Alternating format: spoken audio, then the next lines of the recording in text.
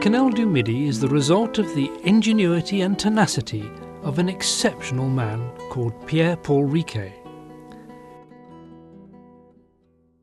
Riquet was born in Béziers and held a very influential position as a tax collector for the Languedoc region. Although he had harboured the ambition to build the canal since he was a young man, he was nearly 60 when construction began. His first language was not French, but Occitan. The idea of building a canal linking the two seas in France was not a new one. As early as 1516, the possibility of linking the rivers Garonne in Burgundy and the Aude in the Languedoc region was being studied by Leonardo da Vinci, no less. The great prize was to avoid the circumnavigation of Spain and the prohibitive tolls through the Straits of Gibraltar.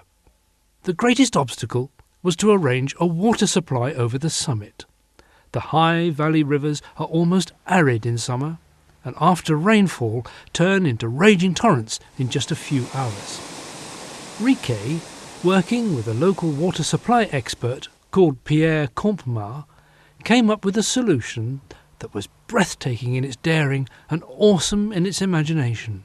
It was to construct a huge dam across the Lodo stream at Saint-Ferréol, some 20 kilometres away from the proposed line of the canal, with a feeder that was a major canal project in itself.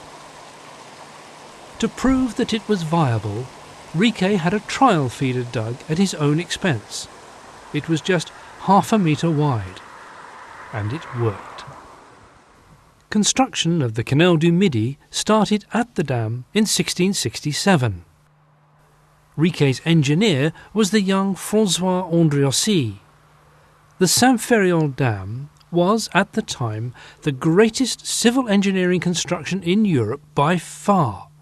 The top, 32 metres high, is an awe-inspiring 780 metres long. The area below the dam was landscaped, with tree planting providing pleasant, shady walkways. There's a spectacular fountain, driven simply by the hydraulic pressure from the dammed-up waters above. This attention to aesthetic detail is typical Riquet, proving that the spirit of the Renaissance was far from dead. Our journey begins at the eastern end of the navigation at the Mediterranean coastal port of Sète. Construction of the harbour here started while Riquet was still doing his trials on the feeder system.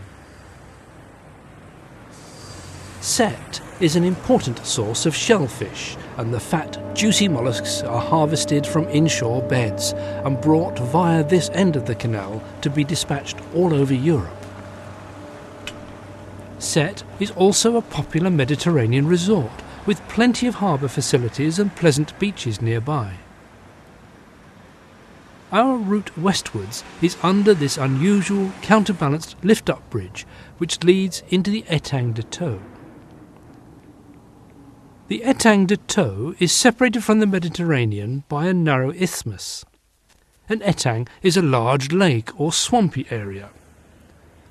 From Sète to the start of the canal proper at Marseillan on the western shore is some 20 kilometres or so. The entrance to the canal itself is marked by a small red and white lighthouse called the Phare des Anglous. This flat area of salt pans, shallow lakes and marshes is a fairly unattractive introduction to the canal. After skirting the southern shore of the little Étang de Bagnères, the canal swings north to Bagnères Lock, probably the last to be built on the canal. Riquet's